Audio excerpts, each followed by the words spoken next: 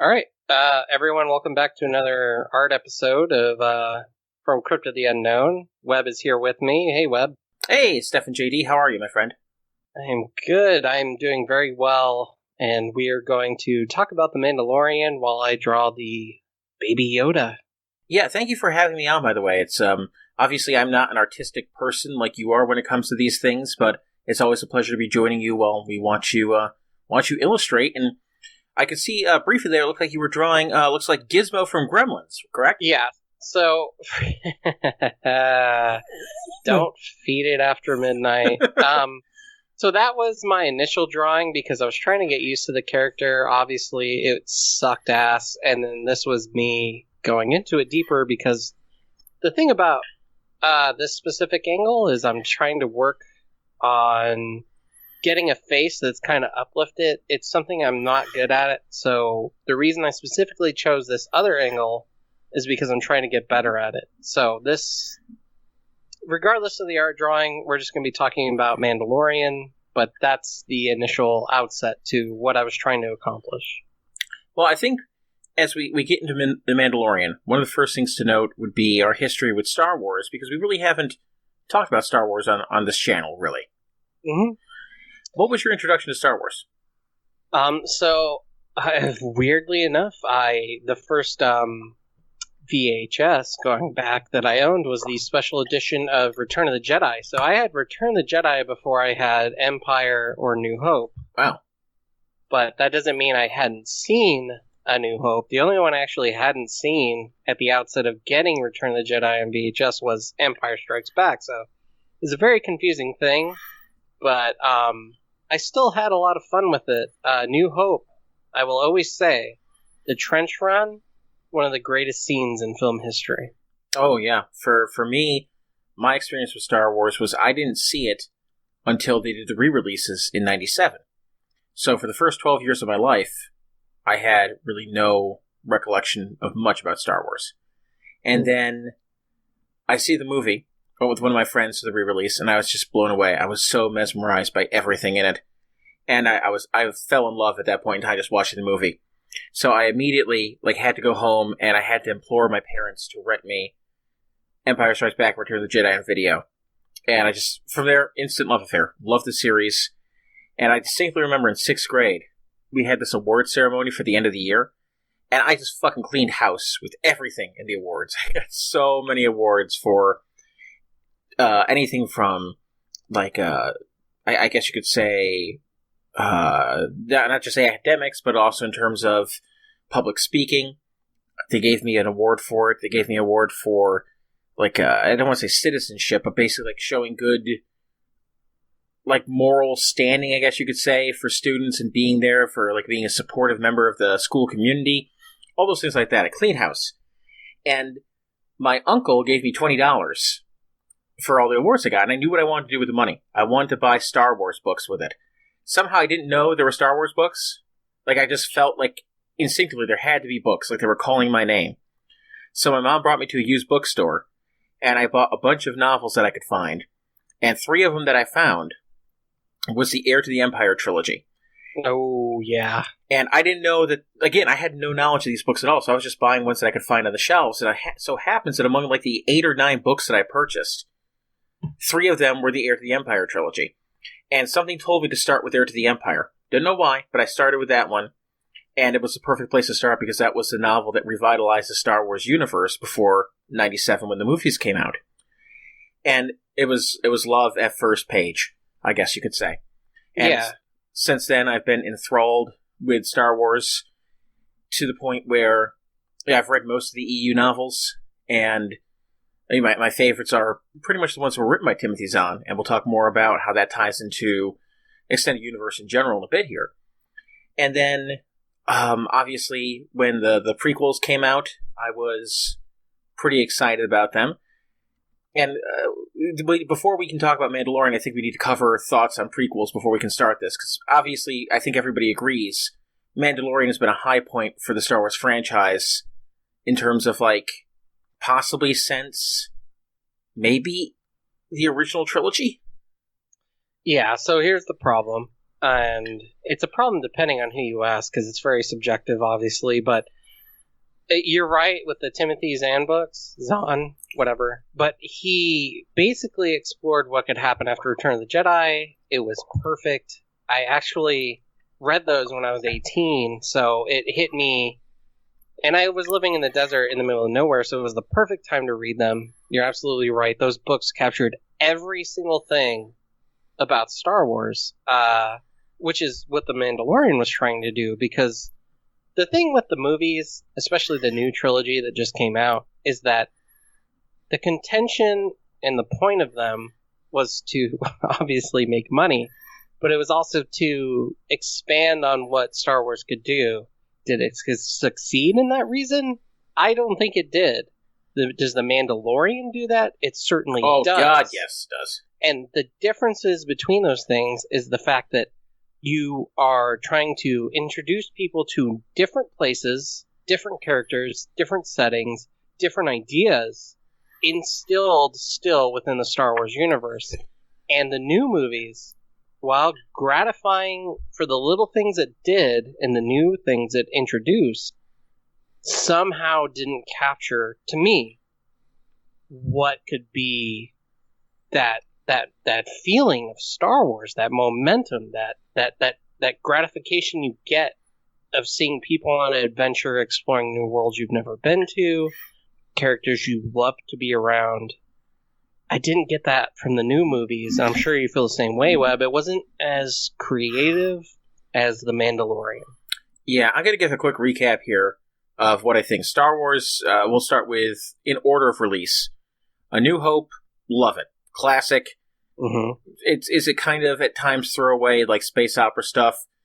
Totally, obviously. But the mixture of mythology and kind of sorcery from the Force, if you will, it turns it from a typical sci-fi into elements of sword and sorcery, which is kind of really cool. Which is what differentiates it from something like Star Trek or Doctor Who, where those mystical elements are not really a part of it. So, New Hope, loved it. Death Star Trench Run, like you said, epic. Absolutely love it. One of the best scenes in film history. I adore it. Empire Strikes Back, even better. Empire is one of the greatest movies of all time. Bad guys win. Great to see that happen. Set pieces like none other and the music. Oh my god, the music. It's one of the best soundtracks ever, too. Between the Battle of Hoth, the Imperial March, the Asteroid Field, the Swamps of Dagobah. Jesus, there's just so much that they did. That movie is phenomenal. Anytime that you have a Muppet-based character in there, if you will, it adds that like charm to it that's only like those animatronics can. So, love Empire. Return of the Jedi, a bit of a step down because I had to rehash some ideas. Could have used a bit more time in the development, I think. But does it complete what it needs to for character arcs? I think so. Return of the Jedi is a great finale. Even if it's not a perfect film, it's still great. Episode 1 could have been a lot better. Serious mistakes were made. But I think it's a good action throwaway B-movie. I enjoy watching it. Liam Neeson's Qui-Gon Jinn really helps. Ewan McGregor's always great. So I think that there's some great things in that movie that are fun, but it messed up a lot of stuff too. Attack the Clones, weakest of the original 6. I think it tries to do kind of almost like a Blade Runner kind of neo-noir kind of thing with the investigation that Obi-Wan's going on. Could have been a lot better. Ultimately, they dropped the ball a lot on it. But yeah, it's frustrating because you can see things that would have made it better, but it didn't work. Revenge of the Sith, better, but the dialogue is atrocious. The acting, Lucas does not know how to direct his actors to get emotion out of them. Really rough. Did it complete things? Yeah, it did, just not as effectively as Return of the Jedi did. Force Awakens, I remember going out of that theater thinking to myself, Jesus Christ, all they did was remake Episode 4. This is complete shit. Hated that movie. Credit to Roger Ebert for the hated. As his film review of North kind of pioneered that. And then, oh god, The Last Jedi. Yeah. I liked it more because it took chances. It was a brave and bold movie. I had some serious problems with it at times, but ultimately I think if Rian Johnson had control of the franchise from Force Awakens onward could have been better. And then Rise of Skywalker, I don't have anything positive to say. Yeah, the problem here, again, is that there's such a rehash and there's such a bringing about characters, because we need to get to Mandalorian. Right. But basically, what it was is it felt like a lot of rehash, a lot of things that didn't need to be regarded now as canon. Bringing back Emperor Palpatine, stupid fucking idea. The way they did it, though, it kind of worked for what they were trying to accomplish, but should they have done it? No. And no. I'm not gonna get on the whole thing about Rey being a Mary Sue, Rey not having training. It doesn't matter. Right. It's so inconsequential to her character. At the end of the day, the whole thing is that The Mandalorian, as a show on Disney Plus, accomplished way more than those movies, which is a testament to the fact that it doesn't matter how much money or the directors or anything you throw at something, it's all about the story, and Mandalorian certainly accomplished that, because it does, as I said, everything Star Wars that I would like out of a Star Wars show/movie. Yeah, and let's start by looking at directly with that first episode in the sense of who we're introduced to. We're immediately introduced to Mando, and we get an immediate sense of who this person is, what he's capable of, and what he's looking to do. We see him taking out a bunch of people pretty quickly. He's a bounty hunter. He knows what he has to do, and he is ruthless in doing what he needs to do. He brings a bounty onto his ship. The bounty tries escaping. When we get the sense that Mando, he's a quiet, he doesn't express himself quite a bit. And in order to assert his dominance in terms of, he knows that this bounty is going to try to get away. He's trying to pull some stuff. And he freezes him carbonite, locks him up, boom, done, over with. No feeling, no care, no regret. It just is what it is. It's a job. Yeah, and it feels that way too, especially when he says, I can bring you in cold, or I can bring you in warm. It's your choice. Those little lines are especially exquisite because that's the character. He's just here to do a job. He has no personal feelings about it. If he has to have any, it's only to accomplish the mission. Right. And it's fun watching him work in that sense because we get a good kind of feel for him. But I think what really helps too is the kind of the bit of an enigmatic air around him. We don't know too much about him, but we want to get to know more about him because he seems to have just this edge to him that makes him seem like he's seen some stuff. Like, this guy has seen some shit in his day, and that's why he's so good.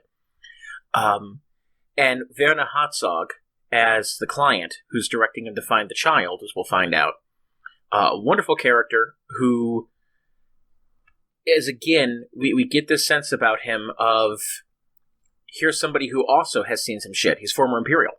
And, around after the fall of the Empire. So obviously we know this guy's motivations cannot be savory. Just, there's no way that they are. Mm. And I think what makes things really click here to start is when Mando decides to take up this bounty from Apollo Creed, who directs him to it. Apollo sends him off. You couldn't help yourself. I could not help him. I wonder where Apollo Creed's been living. Living in a Tatooine. So, he sends Mando out for the bounty, and he arrives on the planet that's home of the Ugnaughts. And almost immediately, his life is almost ended by the native wildlife until he's saved by someone. So we see that our protagonist is fallible. He's not perfect. He's capable, but he can be overwhelmed.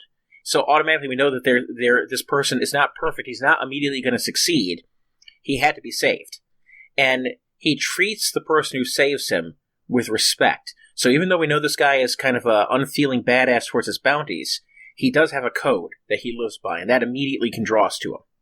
Yeah, the whole thing about Mandalorians is obviously their creed. Again, there was a planet called Mandalore, and at that time there were Mandalorians, but over time it has transferred to this certain group that carries the ideals of the Mandalorians forward, which is great because you get to learn that they are actually out to help each other They're a very scarce group. They live in small battles. They lost a big war. There's a whole story on that. But the idea of this man just going out and he's a bounty hunter. He's doing work. But at the same time, it's for his people.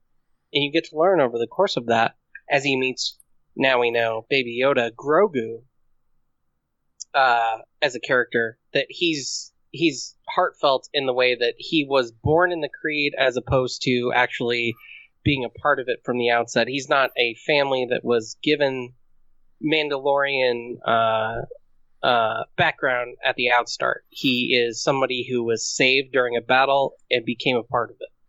Yeah, and that's where that phrase that we're going to hear, the foundlings of the future, is an important thing, because he knows the foundlings are the ones who are going to carry on the Mandalorian creed, as the armorer is quick to point out as well, who's also... Can we just take a moment to talk about the fucking armorer? Oh, man. Oh, my God, she's great. Yeah. Oh, my God. This is the way. It is the way. Agreed. This is the way. But there's something about that kinship of, you know, they all don't agree the fact that, like, he works for the Imperials or anything like that. It's very much like nobody, like, they all have to accept the fact that they're doing what they're doing, but they don't like what they're doing sometimes. Right. And they don't like what the other people are doing in their clan, because it really is a clan. It is. And they have to kind of live in secret, like, be their own people, rise up when they can to, like, do jobs to keep things going. And we know that Mando is disliked by his own people because of his working with the Empire.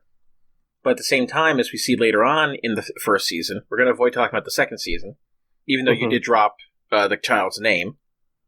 Yeah, so we're doing this based on this week. Next week, there'll be another video where we're going to go ahead and go into Season 2. Yes, but if you haven't seen Season 2 yet, you'll be safe from any other spoilers here. But as we also saw in Season 1, when Mando stirred the pot by going back after the child and caused the Imperials to come after him, who was right there to save him? His clan. Mm-hmm. The thing that reaches out to me the most is that obviously in this first season, I don't know if they thought it was going to work or not, but you can see where the production level is costly, and so there's just certain sets, and there's obviously certain backgrounds that are green screen. I think the best bits of it is when it introduces things that are certainly not work that you'd want to do. Like when he gets the egg from the cave, and the egg looks literally like somebody's ball sack. It's just this hairy egg. Ah, yes. It's just terrible. But over the course of this, we learn that he gets the baby, and for some reason, he feels a kinship towards it. He feels like a parent almost, that he has to take care of it, and he wants to save it. And what did you get from that, Webb? Because it just feels so, I don't know, out of place and humble for this character to want to feel that way, but he just does for some reason. I would chalk it up to, this is where the mystical element comes into play with Star Wars. I think you could chalk something like that up to a spiritual connection in the Force, the will of the Force, so to say. Yeah. That something inside of him was connecting on not just like an emotional level, but a spiritual level. And it was one of those things where it took him a while to awaken up to it. It was hinting at him, it was gnawing at the back of his head that, you know, he shouldn't give this child up, which is why he plugged the IG droid in the head, IG-11, to stop him from killing it. But there was something about this that just spiritually was connecting with him, and he needed time to sort it out to realize this is the right thing that I have to do. And he did it. And that's, you know, you could see the hints all along that he was planning on it. He had to go ahead with what he wanted to do here, but he just couldn't commit until finally it woke up inside of him and he acted on it. Yeah, and the whole bit with IG and the when they were trying to invade the fort there to get Baby Yoda, basically, the whole bit of the IG droid being like, well, it looks like we're going to lose, so I got to self-destruct because they can't get me. And he's like, no, don't do that. Yeah. It reminded me of how in Spider-Man Homecoming, it had the suit was trying to constantly enter into lethal mode. Yeah. It's like, Stop doing that. What are you doing? Yeah. But that humor is exactly the Star Wars humor I'm looking for in the new trilogy. Like when something would happen, it felt more like the Marvel comedy where it's trying to have a serious moment and then immediately downplay it with comedy. In this moment, it's just straight up comedy in the situation, which is why I don't think the humor in the new movies worked and the humor works here. Yeah, it kind of reminds me that it's that almost off-the-cuff kind of like amateur filmmaking kind of horror or kind of comedy in a way, like probably the funniest scene in the original trilogy when Han and everybody are storming the detention center, and he has to go to the mic. Like, what's going on up there? Oh no, we're okay here. Everything's fine. How are you? How are you doing? Oh, fuck it, just shoot it. Boring conversation anyway. Yeah, like that kind of appeal of that. It's just fun watching that kind of I don't want to say cobbled together humor, but it just seems so off the cuff, like we're just having to do this right now, like this is a moment. And the droid being a droid trying to self-destruct itself to avoid capture makes perfect sense. And here you have the guy just reacting in the moment, and Mando's kind of delivery and reaction to it is really fun. Yeah. I do gotta say, though, that the actual outside of him returning the Baby Yoda to the Imperials, or Empire, at a certain point I was like, really? That's it? He's actually going to hand it over? Of course that's not what happens, but I actually thought that's what was going to happen, because in that scene, it conveyed that, yeah, my job's done. But again, he felt something. Right. And it was something that was more powerful than the Beskar steel that he was getting to forge his armor. It was something that was truly... he had to risk his life for it. He knew he had to, and he does. And that's... It's beautiful to watch that unfold, this turn of character, and how he uses everything at his disposal. Because he's a scrappy fighter, too, which is the other thing that's kind of cool about him. Mm-hmm. He uses whatever he can at his disposal to survive and to fight. And it's one of those kind of joyful things when you watch action scenes unfold when your protagonist is unpredictable in his fighting style. It's so different from a Jedi. It's like, oh, Jedi, they just deflect laser fire and then they just kill whatever's in their way, as opposed to this where it's like, I'm really trying to battle, I'm really trying to survive. And he does a good job of it, although he does, befuddle a little bit in the attempts that he does. Oh, yeah. And the one thing I will say about the first season, because I got to it late after everybody else had been talking about it, so I went in with pretty high expectations based off what people said.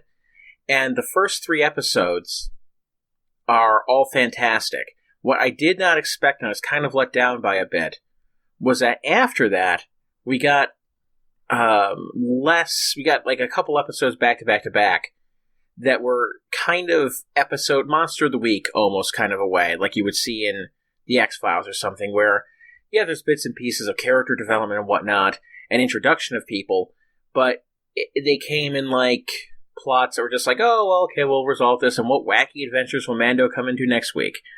But even then, like for instance, Sanctuary, the episode after Mando escapes with the kid. That's where he lands on a forest planet. He meets Gina Carano's character of Cara Dune, and they teach. It's a very kind of standard kind of action adventure trope. Teach the villagers how to fight for themselves. It's a very Seven Samurai kind of thing. Oh, definitely Seven Samurai. I think the only good part about that was it was the quiet moment in the season, and you obviously get to understand the Mando more because he's taking off his helmet when people aren't around. It's a very big part of the creed. They can't see your face because they don't want to identify you later in life. I think that was the highlight of that whole episode because, as you said, outside of that, yeah, it's pretty cliche, like 13th Warrior even. All those things. Yeah, it all kind of runs together, and then the gunslinger. We're introduced to some more characters there. That, again, how much you want to invest into that, I don't know. We do get introductions to the character of Fennec and Toro Calican, and we see Mando attempting to get stabbed in the back, but ultimately he survives and escapes all of that, and gets his ship repaired. Sees in 6 episodes, at least these characters are memorable. We have memorable characters, so I'll say that. Even though I think the stories could have been a little bit stronger in the middle of the season. That's my opinion. Yeah.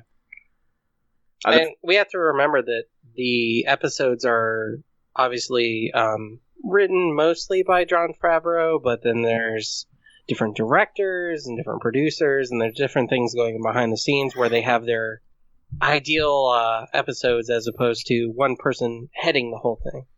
Yeah. And I will say one of the things I loved about episode 6, The Prisoner, when Mando is basically trying to work a bounty with some old friends, there's that great part of the episode after they betray him, where he just mercilessly stalks down everybody else.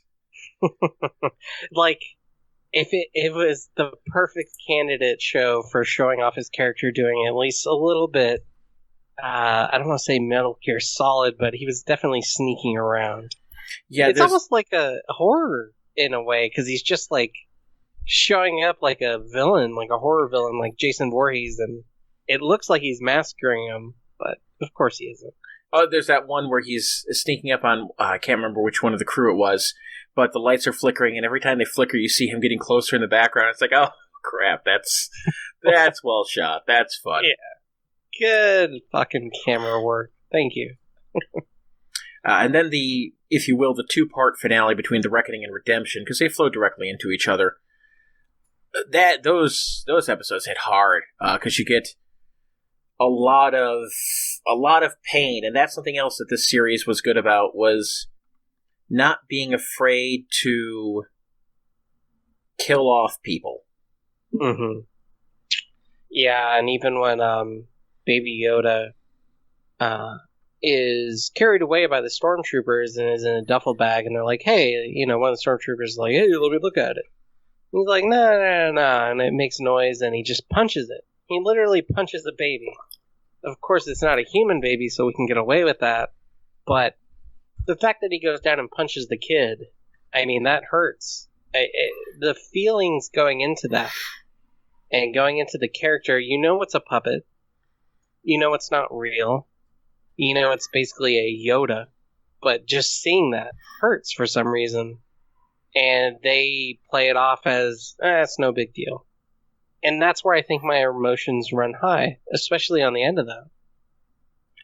Well, what I really thought was interesting about that, too, was we see that scene with the stormtroopers punching the child directly after we find out that Mando's friend and one of our first acquaintances that we meet, I'm trying to remember how his name is pronounced. I believe it's like Quill. Yeah, I think it's Quill.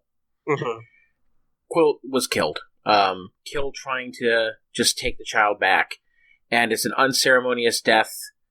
It's terrible and hard to see and watch unfold, because Nick Nolte did a great job of voicing him. Made the character great. Oh, yeah. Nick Nolte, man. What a long-time actor with so many titles to him. Yeah, and here we just get his voice work, and it's fantastic. But we get that terrible scene of recognizing that he's dead. And then we get this very comical, totally Taika Waititi. I mean, I know Favreau wrote the episode, but Waititi directed the final episode of the season. And we get this totally Waititi scene where we just see 2 stormtroopers hilariously kind of just talking about the fact that their boss is killing his own guys and arguing over getting the liquids in the bag. It's brilliant. And it's got the same kind of like whiplash between moods from sad to funny that is a very big Taika Waititi thing. I think they even try to shoot a rock, and they're like, what the hell is wrong with these blasters? Yes, they try to shoot they can't hit the rock. They're like, what the hell? We're not even hitting it. It's 5 feet away. I know. It's total Stormtrooper playing off of this ability for Stormtroopers to not be able to hit anything. Yeah. It's he knew what he was doing. He knew when he wrote those lines. It's hysterical. So you get that great Great, funny moment. But then the rest of the episode is kind of mired in tragedy, but in the best possible way. You get just these kind of heroic sacrifices that are emotional to watch. Like, you really feel bad that IG, sacrificed himself for the rest of everybody. Mm-hmm. You feel terrible that Mando recognizes the fact that his actions in saving the child killed his clan because the Empire retaliated. Yeah, he had to languish in that for a while. Yeah, and then between all of that, it has this really emotionally powerful hold over the audience, but you still get these amazing moments like the armorer taking down 5 stormtroopers all by herself. Yeah, they have a nice little bit at the end where it kind of feels like a Mexican standoff, and I think my favorite part of that is thinking that, wow, they're going to have to, like, turn over. They're probably going to end up in Empire jail. I honestly didn't think they'd have a way out of it. And that's the way I should feel in a Star Wars movie, whereas in, like, the new trilogy, I was just like, they're good. But for whatever reason, again, this show invokes so much emotion, It's like when Princess Leia says, they let us go. And then you find out they put the tractor on them. Then they go to Yavin 4. Then the whole trench run happens. It's like those things adding up. Right. And this felt like it was adding up to something that I didn't know was there. As opposed to in the beginning, I was like, man, they're really screwed. Like, how the hell are they actually going to get out of this? Because that's what I want to feel. Yeah, and that's what kind of helps when you have a series as opposed to a film. When you get to spend more time with characters, you start to feel more invested with them. And that's something that helped the Marvel Cinematic Universe as well, in the sense of, it's hard to argue that any of those movies are great pieces of cinema. They're certainly fun and enjoyable. But it's because we got to spend time with all those characters and really being with them that we wanted to see what happened to them. We wanted to see their exploits and adventures. Mm-hmm. And in the case of Mandalorian, we get these episodes with Mando and the child, and let's face it, part of the factor of this that's just so adorable is the fact that the child is freaking cute as all hell. It's hard to ignore something that is that ferociously cute. And standing the test of time of this is in CG, this is an actual puppet, and somehow, again, it still fucking works. Well, I think that has to do with the tangibility of it. Like, that the child as a puppet exists as a puppet. It's a real thing. And because it's a real thing, you could reach out and touch it, and that's what makes it so adorable. Yeah. I think people forget that the special effects, even I was watching RoboCop 2 the other day, to go on a tangent, but just seeing the actual body react, there's just something about that. Even the puppet work in the original Star Wars, you just get a feeling, knowing it's not real, but there's something more to a physicality of it being on screen as opposed to CGI. Yeah, it's a thing that really helps establish this universe as something that you can invest in, because there's a tangibility to it. Even with the unrealistic elements of it, at least you know that somebody created that puppet, somebody put the work into it to make that puppet actually stand out, and it's adorable. So seeing that kind of bright-eyed child and its interactions, like just messing with the switches in the ship, like a kid would, or force choking Kara's character because the child sees the arm wrestling as a threat. Like, it's just a helpless child who has some degree of power, but it's too young to know what it's doing fully. Right. And there's been a couple theories about where did it come from, who is it interacted with that we already know in the Star Wars universe, and honestly, we don't know. In Season 2, we learned a little bit more. We'll get to that next week, obviously, but the idea, again, of a Mandalorian finding one of Yoda's kind, his species, and just finding some sort of, fatherhood in it, almost, and taking care of this child. It's everything that I wanted in a Star Wars movie that didn't come out in this new trilogy, and I gotta be honest, I wish it had. I think the father-son dynamic, or even just the parent-child dynamic, is one that helps draw us into things. I mean, that's why we felt the connection between Obi-Wan and Luke, because there was almost a parent-child relationship or a teacher-mentor. And at heart, we want to see those connections form because they reassure us of the connections in our own life. And there wasn't a lot of that in the new trilogy. There wasn't an awful lot of that at all. But we get it here because we have characters that we can understand. We know where Mando's coming from. We've got a background on him that we can understand. And we know that Baby Yoda, or the child, is just adorable. And you want to pick him up and hug him. Yeah, I want to hug him so bad. I do. It is very drama, space drama, but, that's the whole point of it, is that you can relate to it. So, I don't know where those movies... I mean, we'll have to talk about it someday. I don't know where those movies faulted in this short episode while I'm drawing, but I can say, and I think you'll agree, Webb, that Mandalorian nailed it. The ideas of Jon Favreau and everyone involved that they put into it, they did 100%. The craft, and they loved Star Wars, and they knew what they were doing, and they put 100% into what we really wanted of Star Wars.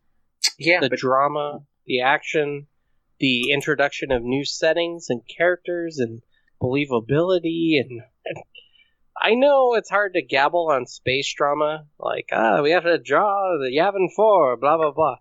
I get all that, but they made it work. They did, and credit to Dave Filoni, who also wrote and directed on this series. He is also known for some of the work that he's done on the Clone Wars, so he had that background. He also worked on Avatar: The Last Airbender in the first season. So this is a guy who's done a lot of great work, and because of that, he knows how to create long, overarching story narratives, and that's something that tremendously helped in being able to bring this project to fruition. Yeah, and it wasn't a bad thing, speaking on art, for them to say, hey, we do concept art, here it is in the end credits. It was that was great. That was so great, everything that they ended the credits with that. It was like, oh my god, thank you for doing that. Just every show should do that, honestly. I can't believe you guys did that. It was a beautiful touch. Beautiful touch. Oh, yeah. It was fun to see the events recapped in a way that was so just wonderfully artistic. Yeah, it was out of space almost, because you don't see that ever. No studio says, hey, here's our concept art, let's put it in the credits. I don't think that's ever happened for a show that I've seen. I don't know either. But we covered a lot of ground on this. I think we're almost out of time for discussing this episode, aren't we? Yeah. So we'll talk about Season 2 next time. But, great work on the child here. It looks fantastic. Yeah, again, this was from a upward angle. The only other time I did this, I'll share it later, but drawing characters when you're down looking up at them, I mean, obviously from the bottom neck and the chin and everything, it's a hard thing to do. It's something I've been practicing a lot. I sort of accomplished it in this one. Not that I did a bad job. I actually hated the art I did for the episode before this, the Alice one, only because it was so, I don't know, bland. It was whatever it was, but this one I actually felt I did a better job on. It's obviously my concept, but the pulling of the undertow of the neck here is very much my art style, but I still don't feel I accomplished what I wanted to do, showing that, the neck is pulling his elder flesh, because as we know, the Yodas are very old, obviously, at a young age. I just thought it was awesome how your hand moves so fast, filling in the black spots too.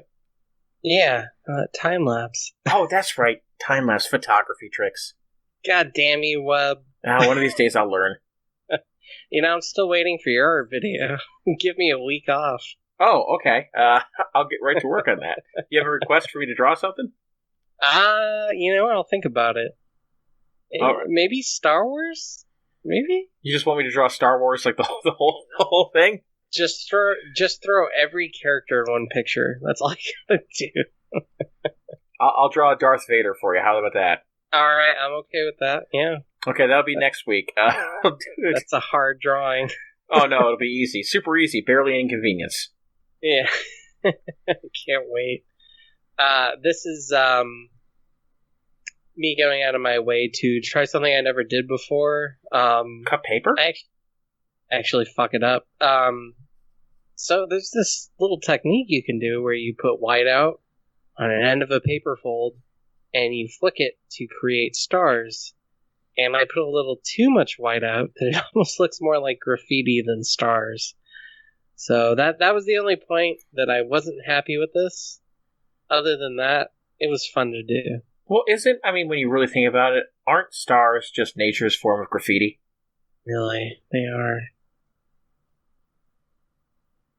Ah, I see here. I see. Mm-hmm. Makes sense, yeah. I see what you're doing. Yep. I was trying to be all clever. Well, I think it's a cool kind of attempt here, yeah. Yeah. You see that little Fallout guy in the background? Yes, I do. I'm gonna send that to you. Aww.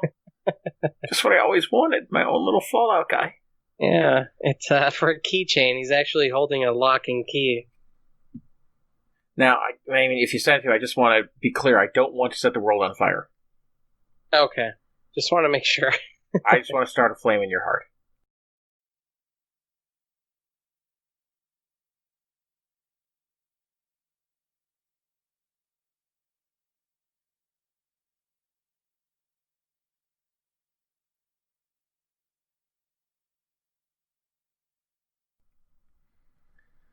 All right, let's see. I'm eager to see the flick here. Oh, you... I should have shook it first. I was so tired. I'm too tired to shake. All right, now let's shake up the white spot. Yeah. Shake the white out. Okay. Get rid of that bullshit. Wait for it. Wait for it. Oh, no, it's a piece of paper. Wait for it. Wait for it. There it goes. Do you remember... Did you know that, oh, God, I think it was, can't remember if it was... No, I think it was Peter Tolk from the Monkees. His mother created liquid paper. Liquid paper? Like whiteout. Oh, okay. Yeah. Wow. Well, that kind of looks like a cluster galaxy on the right-hand side. Kinda. I thought I was gonna go full Romy and Michelle there. I created Post-its. You did not create Post-its. If you excuse me, though, I have to go. There's blood draining into my shoe.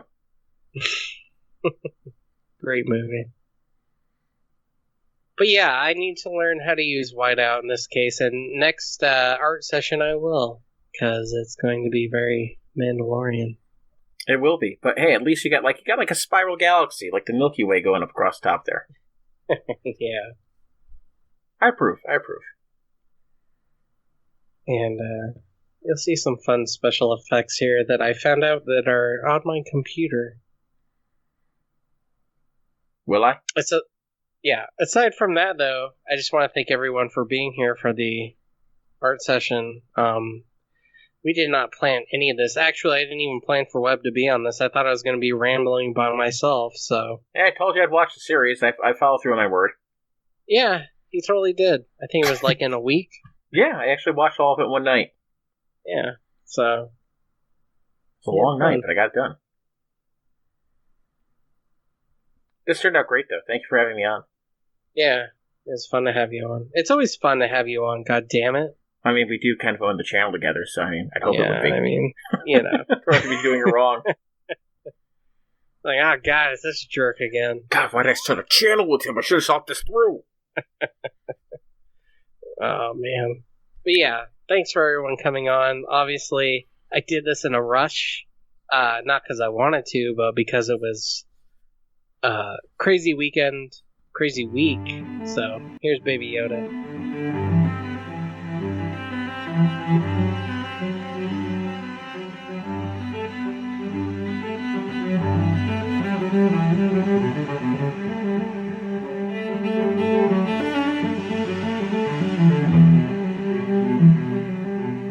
you.